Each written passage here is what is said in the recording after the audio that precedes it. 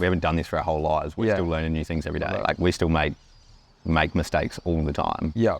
And back then they were every single possible mistake you could make.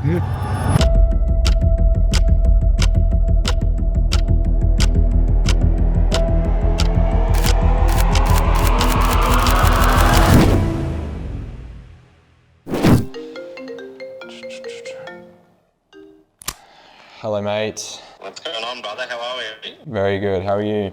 We want to start like a big YouTube channel. Part of that is coming and like meeting interesting people that have like cool businesses, pulling the curtain back a little bit on it. You're not doing any paid ads. I think that's what I really want to talk about. The organic growth, the virality part of it. What about like jorts? Do you I don't reckon I'm going to roll the jorts, man. Oh, you've got that. All right, let's do it then.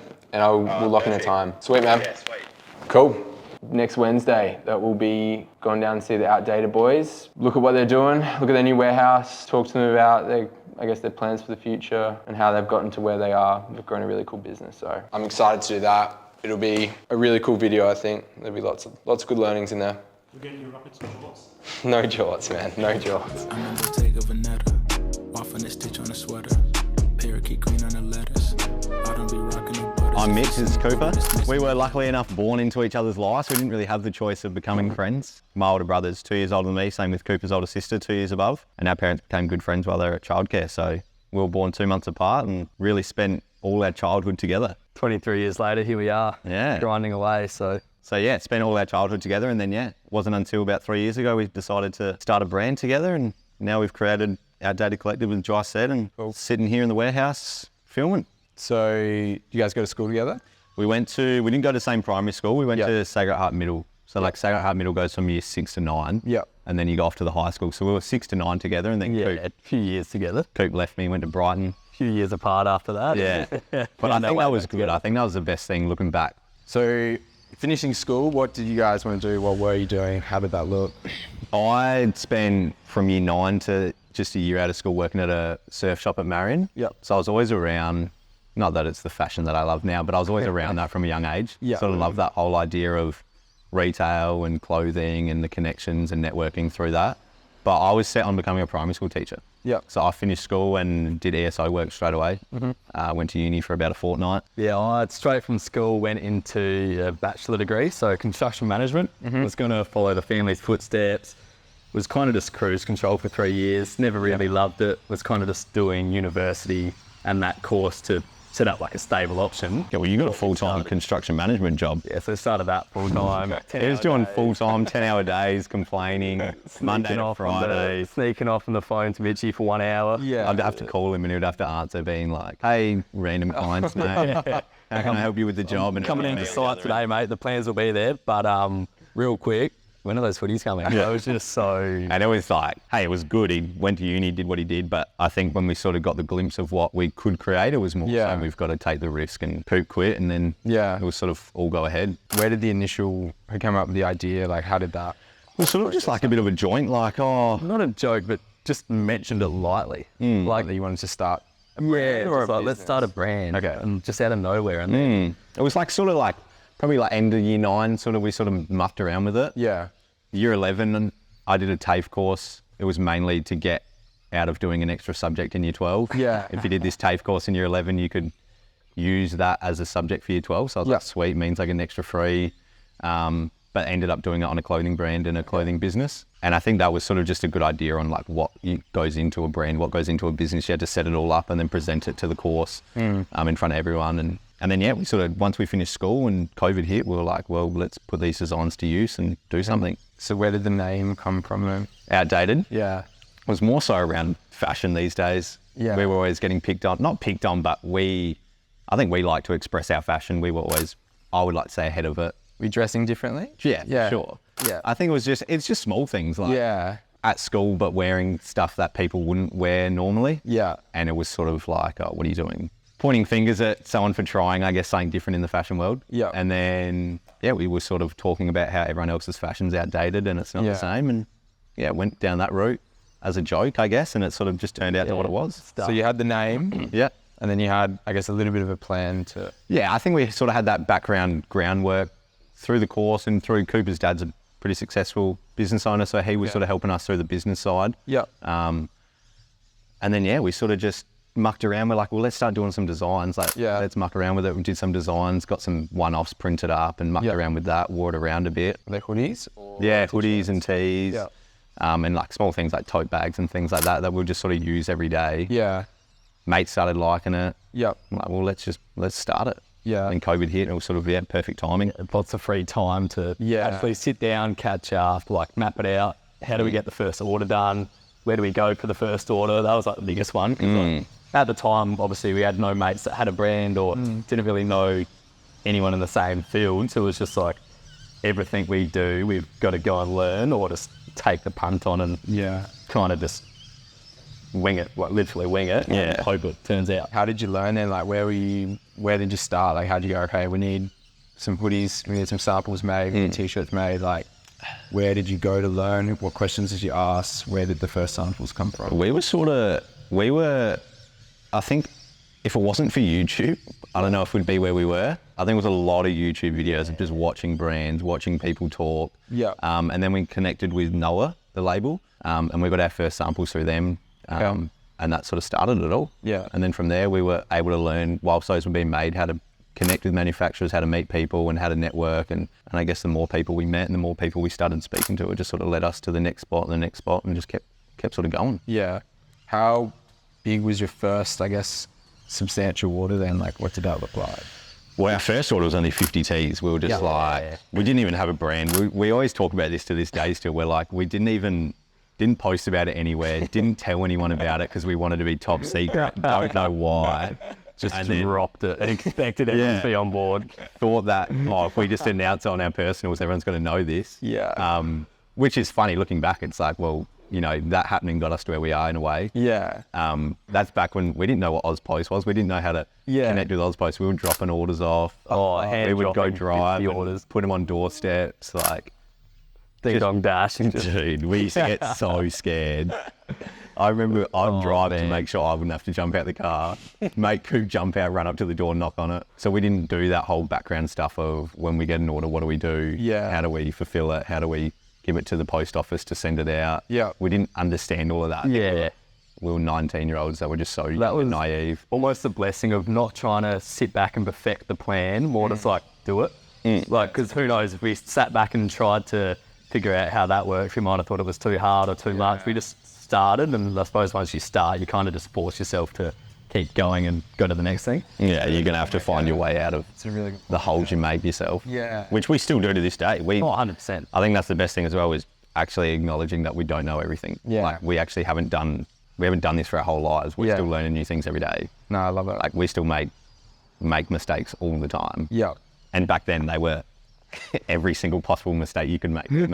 How much did that first order cost then, So about $1,000. $1,000? Yeah. Cool. And so after that, you sold out of the first initial 50 t-shirt? Yeah. Yep. What was Took a couple of days. Next was then we started to branch out and do hoodies. Yep. So those were just, first couple, we were just getting AS colours and printing. For mates, like we weren't selling them, we were just sort of printing on some stuff. Yeah. And then that's when we were just smacking manufacturers, jumping online. Where were you printing them? First off was just here down in Adelaide. Okay. So we'd just print for local mates. Yep. Dude named Payton Printers was an absolute king, getting ourselves out there. This may be big. Yep. FedEx might be pulling up. Get to see behind the curtain a little bit. Yeah. Good time. We do actually do some work. Good time, yeah, we do some work. It's not all chat.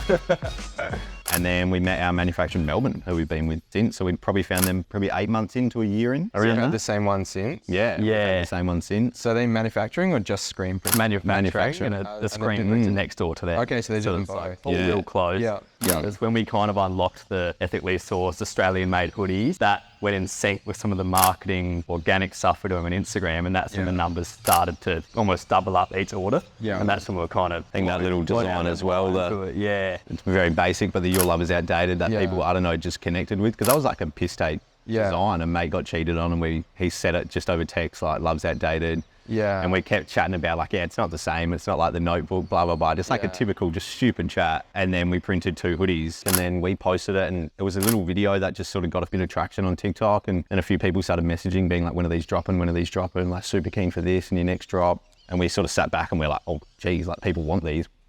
Sort of faked it and was like, yeah, these are coming soon, these are coming soon. And then realized like, shit, we got to lock these down before like, you know, is this hype going to last, or like, let's get these out there. That was when we first got in contact with our Melbourne manufacturer, and we're like, we just need to order whatever you can. Like, and I think back then it was like 50 hoodies. Yeah, the first was 50 from Melbourne. We ordered wrong. They came with drawstrings. The drawstrings and the loops on the top. We forgot to clarify that. A nice learning. Did you sell them as? Yeah, because we were just like, we need to get it out while this hype. Yeah, that's what we've got. How much did those hoodies cost? 40 to 50 to our doorstep. And like, it was obviously low as quantity, so like it was expensive back then for us. We're like, oh shit, like. Has it always been a conscious decision to be Australian made? When we started as well, Yeah, even just like the communication early on for 2 young fellas, like communicating with them, we can go and fly to Melbourne. That was more feasible than flying to China or somewhere overseas. But they're amazing. Like, they've been nothing but good to us. Okay. And they knew we were so young. When we first called them, they're like, nah, we don't have room for you. By the end of the phone call, that went for maybe 15 minutes. By the end of the phone call, she's like, okay, I'm going to do this for you guys. Like, it seemed lovely. Let's see what we can do. How early on did you go over there? Oh, pretty early. Yeah, would have placed a couple of orders. Yeah, like, and shot over. Do you think like going face to face and helps so much. Like a face to the Oh, 100%. Can that help? Yeah, well, we used to be on the phone with her all the time, and I remember going over there. Her name's Chris, so lovely, and she just retired. But no, I think going there and actually meeting them and having human interaction with them, and going in, seeing all the workers, meeting the workers, seeing how it's all made, was the best thing we could have ever done. Seeing how it was made as well. Like, we'd always be impatient, like waiting for an order, being like, oh, just make them. But then you see the breakdown, it's so like complicated. Yeah. And I think the Melbourne thing as well is like, once the hoodie's finished, like they're here the next day. It's not, you're not waiting 4 weeks for, you know, on a boat. you don't have to worry about that. You don't have to worry about customs. It's generally last night they got picked up and they'll be here today. Yeah. So it's those small things that are so handy, and they might be a bit more expensive, but we're happy to sell that because we know the quality's there. We know the product's there. We know how they're made. We know the people who are making them. And we back them in 100%. I think that definitely helps. What did the working look like? Was it product development, brand building? Was it? Yeah, I think just everything. Planning for each stock. Like, what can we do next? How much can we afford? How many can we get? How do we post on Instagram leading up to it? And then at the same time, it was just like the most basic business model of like, we'll put everything back in. We weren't paying ourselves at the time, obviously, so it's all right. We can afford this much. Hopefully no overheads jump out at us. I think a few times you had to chip in some personal money just to bro, can you above water. Yeah, can you deposit this into your bank account? All right, man. Because it was only us, and it still was only us, we had to figure it out ourselves. So it was just everything that comes with running a business, everything that comes with, you know, branding, and like you said, like social media and how to run social media and how to, you know, contact people and email and community. We were just figuring it all out as we'd go, and each day was just a new thing. Like, looking at different avenues, because like hats and t-shirts and stickers and accessories and shorts, like our Melbourne people don't do that. We still outsource them overseas. And so it was like, okay, we need to get in contact with someone who can create hats and figure out how to make a tech pack and learn about materials and learn about fabrics. Speak to how you got to 10,000 followers on each platform, like how to grow them. Because I think from an outsider looking in, like that's essentially the core of the business. Like, you've got this really thriving business that's not relying on paid ads and spending money on advertising. So having a business where you don't have to spend money to be making money, you can generate traction through organic growth is such a more attractive business model. And then you know, you can add the paid media to it later and put the money, the bow that you can start to really scale the business. But how did you get to, you know, your first 10,000 and start to get the traction? Yeah, I like that string to the bow. That's cool. I'm going to be using that for sure. I think we were unaware of how the businesses like paid for ads and how they put money into the business. We were sort of unaware of it because we didn't speak to anyone about paid social media, and we sort of slowly started reaching out to a few influencers. It was mostly like footy boys that we were mates with, and they were happy to post it. And then I couldn't tell you exactly how we got to the first 10K, but I remember we did a giveaway early on, and that just sort of got some traction. Like, we just did a giveaway, and I think we gained like 2,000 followers, and we were like, holy shit, like this is massive. And then, you know, those followers were tagging their friends, and it just grew a bit. And we hit 10K, and before we know it, we hit like 15K, and then we did another giveaway, and one of the well-known influencers did a story, and again, like overnight, it was like 1,000 followers. We're like, wow, like this is crazy how much an individual can influence other people and how much they actually like can trust and rely on them. Cool. So maybe we could like talk about the process of you going full time. Like, did you see more growth when you went full time then, or like? Absolutely. Yeah. More. Like we were actually able to sit there together, and since we've got this joint, which has been amazing, like it's like actually going into a workplace every day. Yeah. And then able to appreciate the days off as well. Yeah. Because you were working at the school, he was working as well. You'd finish and you'd rush straight to each other and do work. Yeah. It was like to a point where you'd sort of not exhausted, but like you're prioritizing something else when you shouldn't be. Yeah. What would be like some of the key moments of success that you would mark? Like obviously you got the matching cars out there, which is cool. You've got the big warehouse, like you've gone full time. Like what are some of the key milestones along the way that you can look back on and hopefully look forward to? The one that like rings a bell would be the breast cancer drop. Yeah. So that was one where we raised like 20,000 for charity. The pink hoodies sold out like a record time. Yeah. We had like endless messages of people reaching out saying how much it impacted them. We felt good, they felt good. Like nights like that, like you can't really just get from anywhere. Like worked hard for it. Mind me saying it, but Coop's mum suffered breast cancer. That was like the reason we did it. But the smile on her face as well was like through the roof. Like small things like that where you can impact family and make a difference, I think means the most. Like you said, being able to wake up 2 minutes away from the warehouse, come in, wear what we want, be with each other every day and like do a job that we love. I think that's where we sit back every day and be like, this is so good. Like I'm so proud of what we can create.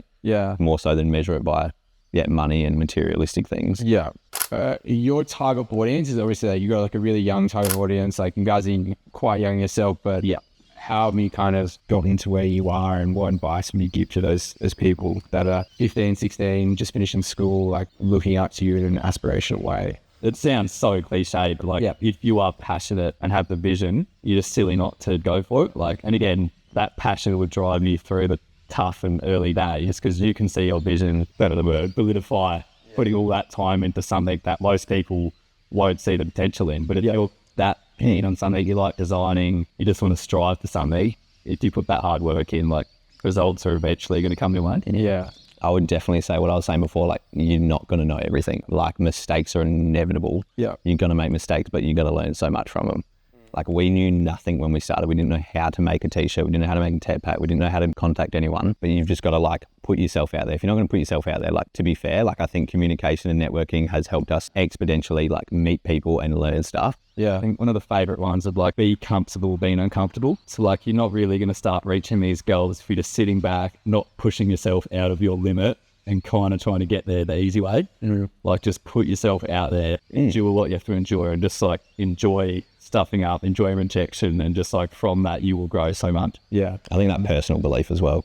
Don't care what people say. If you're going to get judged for it and you take offense to that, then it's not for you. I think in like hard way, like we still got all the time for what we do, for what we post, and people don't like it and don't align with it. Doesn't mean we're going to hold back and like stop our dreams because someone else online said like, that's cringy and I don't like your jumper. Sometimes it's tough to block it out. Oh, definitely. It's not easy. And we've learned the hard way. We've gone through a few online things and met a few trolls online and in person. But like, if it wasn't for them, we wouldn't have the success we had. In a weird way, I think it motivates us so much when people say things like that, because it's like, well, you want to sort of prove them wrong in a way and show them that you can do it. Like you can be from Adelaide and create a brand, or, you can be two young dudes who know nothing and create something that you want to.